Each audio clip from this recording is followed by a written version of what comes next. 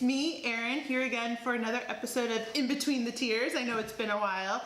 Just to give you a little recap, it's just done in one shot and whatever happens, happens. And today, we are very lucky to have Mr. Amazing, Mike McCarey.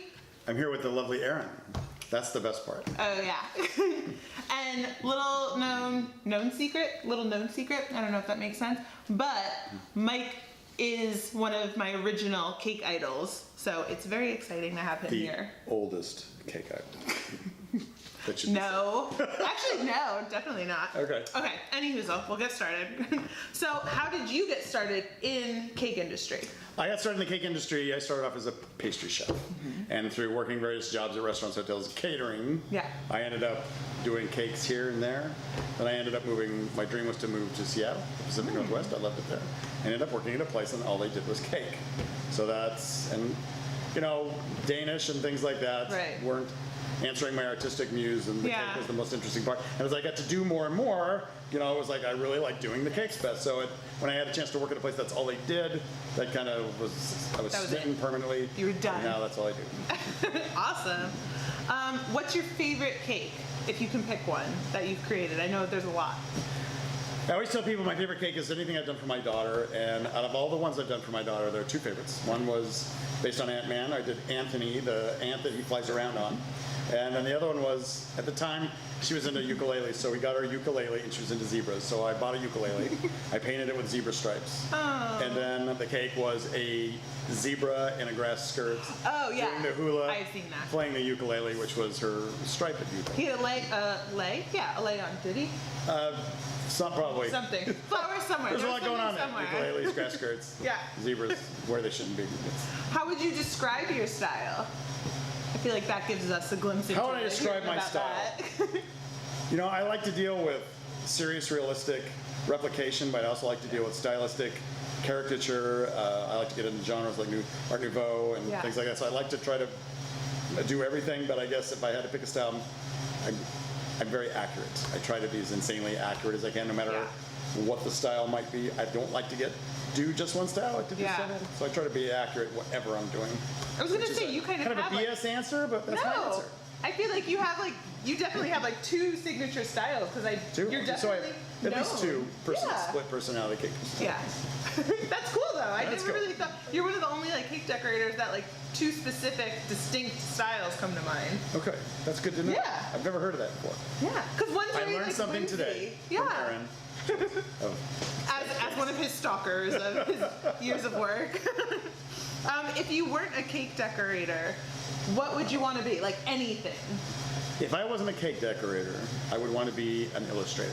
Oh. Because my heroes, the people I really look up to, the artwork that I really love and admire, are anything done by almost any illustrator that I really run across. That even goes to like Norman Rockwell. Yeah. You know, he'd be an illustrator then, because he was a huge illustrator. And different, whether it's just cartoon or it's children's storybooks. I fell in love with a lot of illustrators too when my daughter was young, and I was collecting children's books. Yeah. So I would love to do that. Oh, that's cute. What jobs have you had outside of the food industry, if any? Well, I fried chicken for my mom owned a Kentucky Fried Chicken. Oh, really? And so for every summer since I was 12 until I was 18, I fried chicken every summer. In Washington? Washington? No, it was in Colorado, up in a little town called Estes Park. I have fried over 1 million pieces of chicken. Did you stop counting at 1 million? I stopped counting after like 1,000, and for a long time I couldn't eat chicken. Oh, that's sad. Still not my favorite food. Oh. Chicken's so good. Oh, what's your favorite food? Ice cream. Ice cream? Have you seen me? Lots of ice cream. What is the favorite flavor? Is there a favorite? Favorite flavor, God. Gelato over ice cream? Gelato over ice cream. Yeah. Gelato over ice cream. Passion fruit. Yes. Yes. Passion. Excellent. I have a passion. I'm like, well, I know where we're going after. What's your least favorite food? God, my least favorite food would be kale. I think my mom's gonna love you even more after she hears that. I don't eat yard waste or, weeds. Noxious Yard waste. weeds. Like kale. That's good. What's your pet peeve other than kale and yard weeds?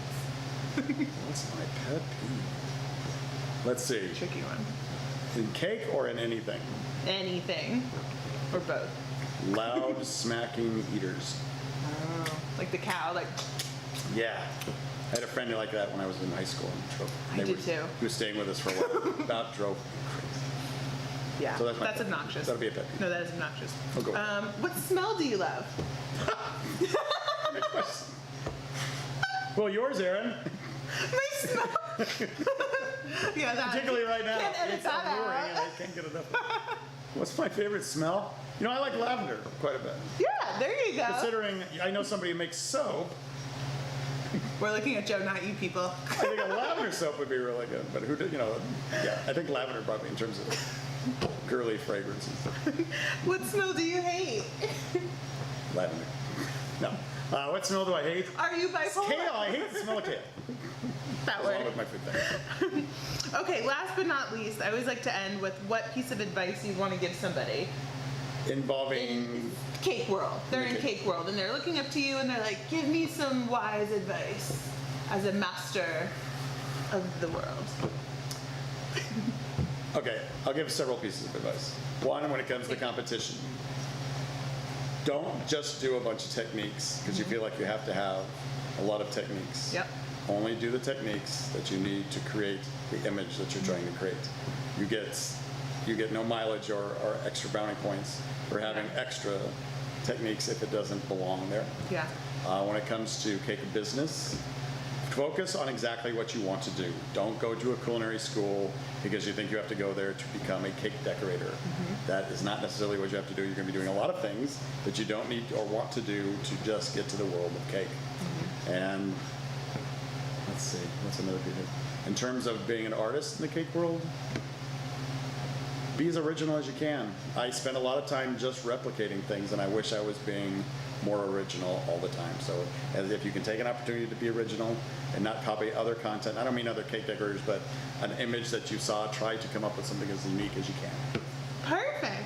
That was boring. That was not a fun answer. That was not boring. No, I like that because Okay. people, I think especially when you're starting out and you doing cakes for friends and family, you're just kind of taking that as, oh, I'm going to make something cool and everything's new, but you're not necessarily thinking as much about the design aspect. Yeah. So it's kind of like take that while you can, because when you start just taking orders, you kind of lose a lot of that control and that power. The creative freedom. Okay, well, thank you. Thank you. Yeah. So nice. See, it is your smell. At least I showered. On that note of me showering, thanks guys, and we'll see you next time.